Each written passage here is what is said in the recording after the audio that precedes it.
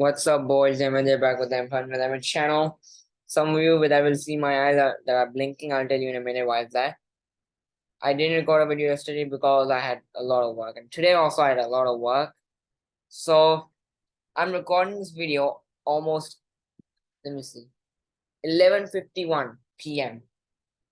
I haven't even went to sleep. So after this recording this video, I'm gonna go to sleep. So if I'm not that much exciting, please cooperate. I'm recording at the night.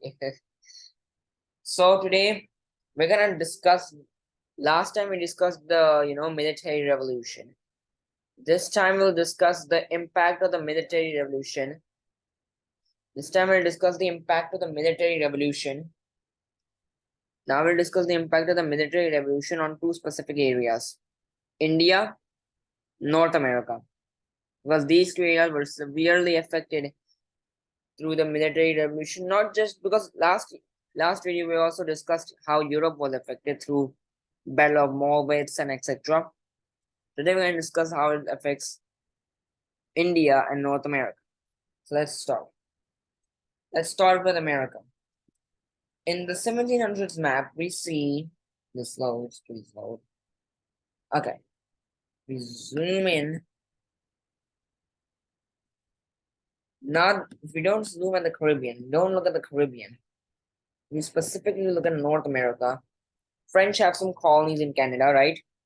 US have some colonies in the modern US states like Virginia and etc. And Spain have modern Mexico and Florida. Sorry for not getting the voice. Spanish have the modern Mexico and Florida.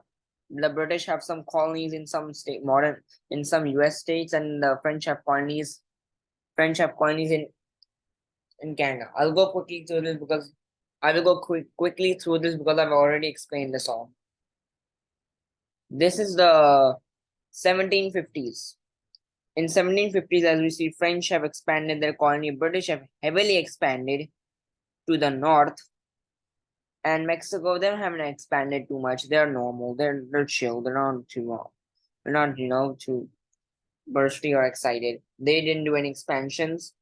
French did a little bit of expansion, but a little bit of loss in the north.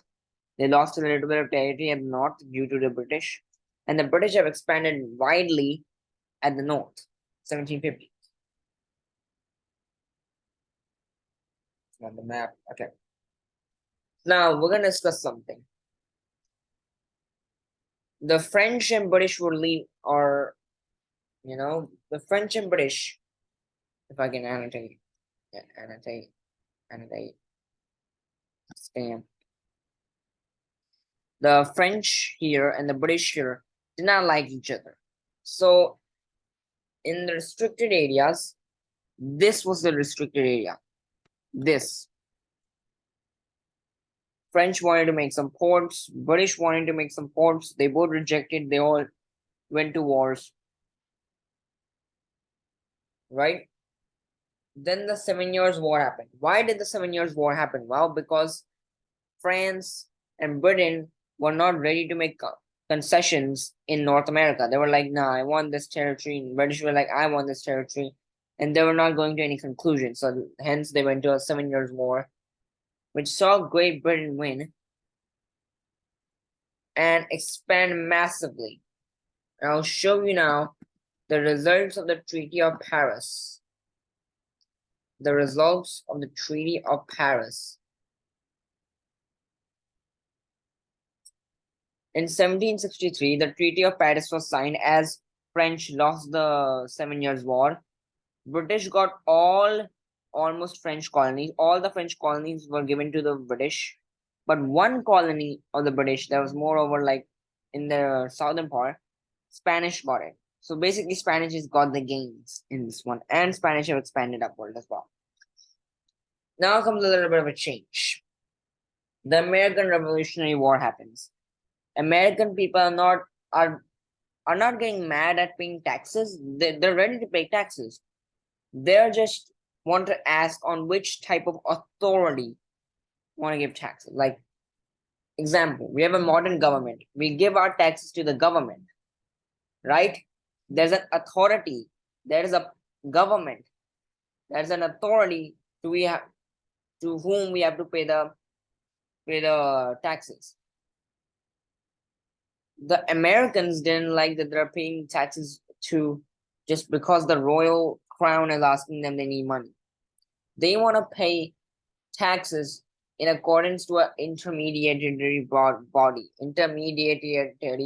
basically a parliament or government. But basically this all happens because the British are sick of paying taxes just because the royal crown says we have spent a lot of money protecting you. You should give us the taxes. British add some new taxes. The British Crown adds new types of taxes like on tea, oil, glass, and etc.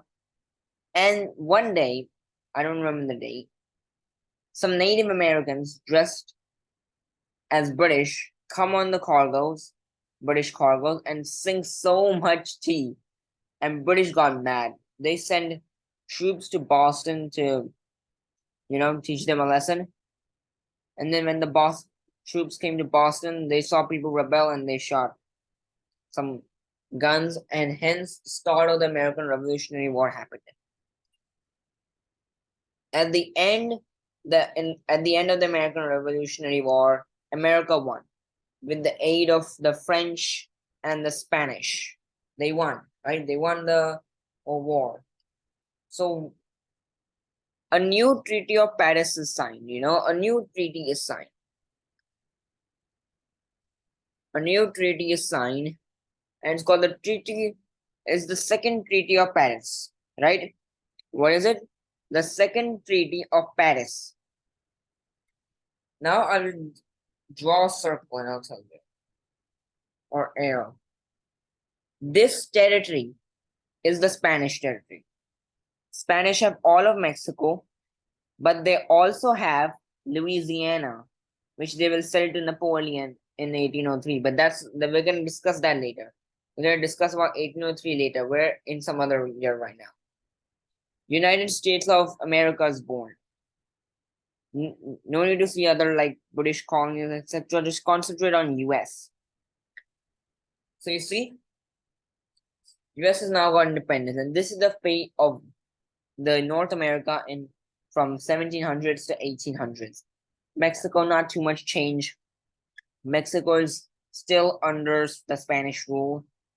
Canada parts this. They went from being a French/British colony to a British colony. You see, yeah. Look at all this. Look at all these British colonies. Look at all these British colonies. So all of Canada goes to the British, and United States. At the end of all of this, the United States at the end of all of this comes out as an independent state.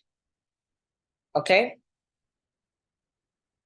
We're going to talk about the United States Constitution, maybe talk about the United States Constitution later in some other lectures. So we have discussed the fate of North America. Now let's discuss the fate of India. So what is India?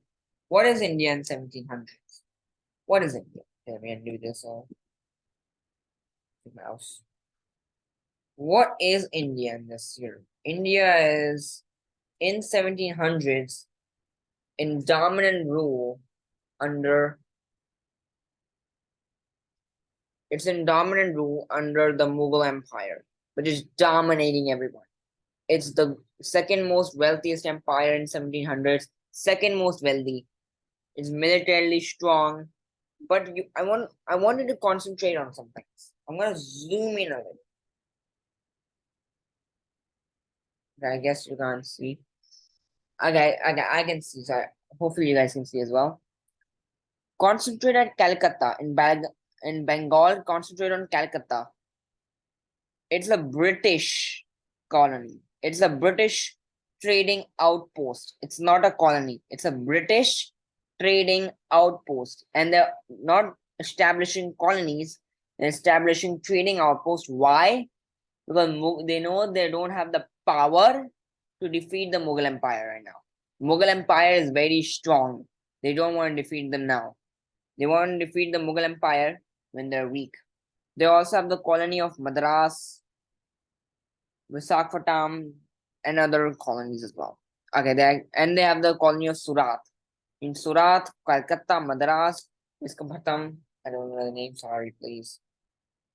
Then let's go to some other map.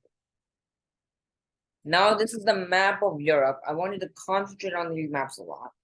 Well, these maps will count a lot. A lot. So concentrate on the map of India in 1765. In 1765, the British have won the Battle of Plassey, and they've got like all of Bengal and northern Sikhars. But I don't want you to concentrate on that. The British are now a good power in India. And this is this Mysore dynasty here. The Nizam of Hyderabad is here. What I want you to see is the Maratha Confederacy. The Maratha Confederacy is so large now. Look at this. I'll put an arrow here as well. Look at the Maratha Confederacy. It is so large. And we saw the Mughals were dominating in 1700s, right? Well, look where the Mughals now. They have only one stronghold left. They have only one stronghold left, and that is Delhi. Other than Delhi, they don't have any other stronghold. So basically, Mughals have completely fallen. They have nothing but Delhi. The Maratha Confederacy is coming on top, a very dominant empire, but another empire that's coming out on top is the British. So there are two dominant empires in India now. The Maratha Confederacy, the Maratha Confederacy and British always get these wars, right? They always do war to get influence over subcontinent. British win these wars. Why? Why do they win these wars? The British win these wars because they don't. It's not because they have gunpowder weapons. The Marathas also have artillery. The main reason is the organization of the British troops. The main reason is the organization of the British troops, as we discussed in the military revolution. The British troops are way more organized, and hence they defeat the Marathas. And now, okay, undo that. That was the thing. In 18, okay, can this move, please? Hello. And now in 1805, look at the British. They still have Bengal, but the Maratha Confederacy has fallen. It's all going wrong. It's all going wrong. Mughal Empire now, the Mughal Empire is now a puppet. The Mughal Empire is now a puppet of the British Empire. They've done so much more expansion here. They've destroyed the Mysore Empire as well.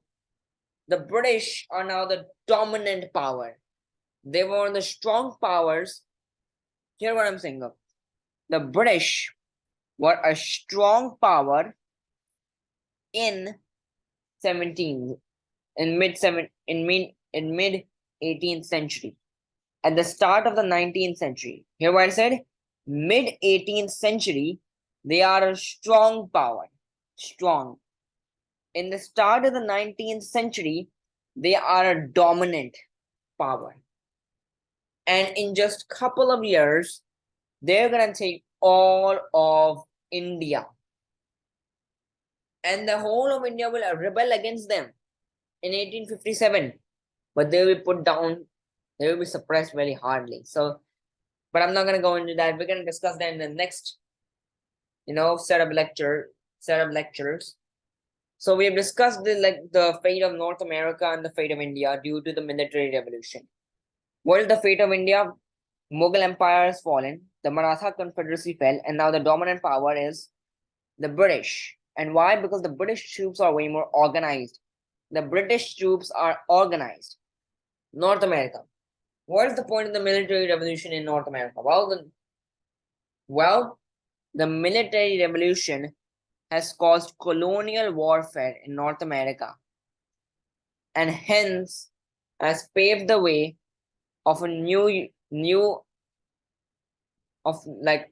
state known as the United States due to patriotism, liberty, and all of that, and due to so much colonial warfare, the British are now having colonies in Canada. The Spanish have colonies in Mexico and Texas, and Louisiana. And there's a new state emerging, and that is the United States. In the next set of lectures, we're gonna move on ahead. We're gonna move on to the 1780s. We're gonna in the next lectures move to 1780s, 1790s, 1800s. Yes, the French Revolution is coming. Napoleonic Wars are coming. They all are coming in the coming lectures. So I hope you all are pumped. And now I'm gonna stop my share, and we're gonna